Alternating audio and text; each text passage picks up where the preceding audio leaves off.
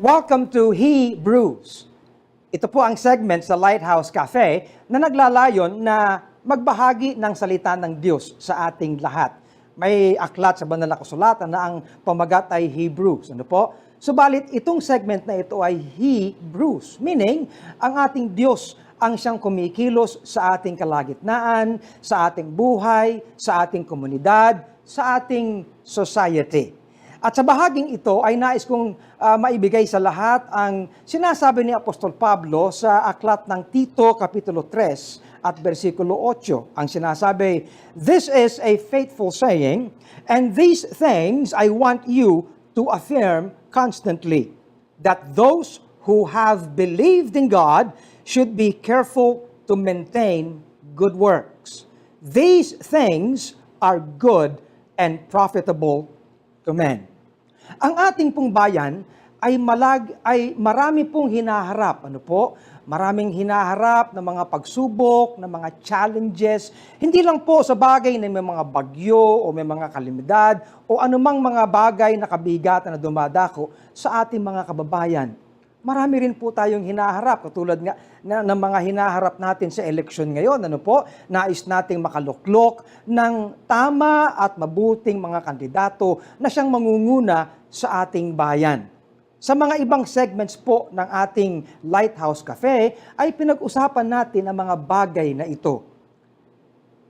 Alam niyo po, ang kinakailangan ay maunawaan natin kung ano ang mga bagay na nagbibigay sa atin ng profit, ng gana, ng gain, ano po?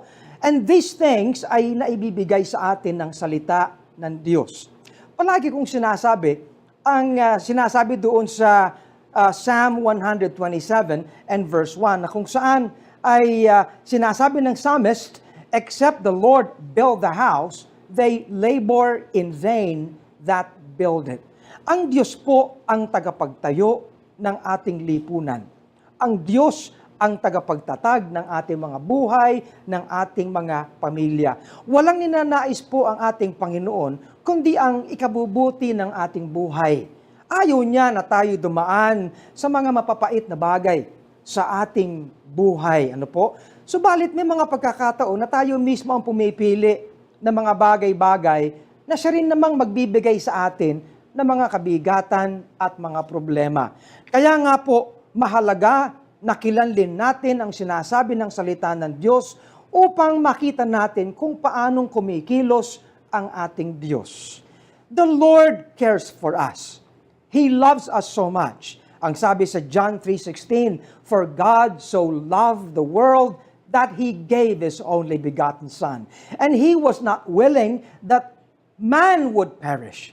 Kung kaya nga po, inisip niya sa kanyang pag-ibig, nilayon niya na abutin tayo sa kanyang biyaya upang tayo ng mga tao ay magkaroon ng kapakinabangan sa ating buhay.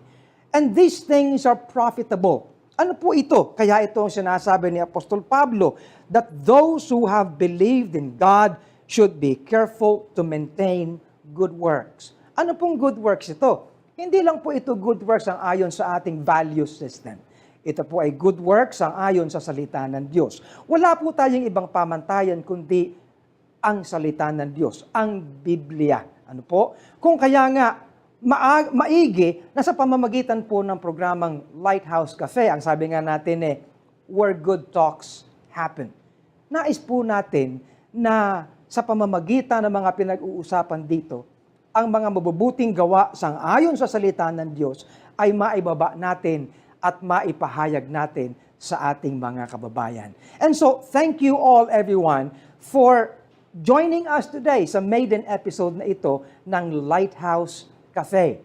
More of these things will come to you in your own houses, in your own residences. Samahan niyo po kami always tuwing Sabado ng umaga, ano po, sa Lighthouse Cafe. And by the way, this is brought to you by the Lighthouse Bible Baptist Church sa Tatalon, Quezon City.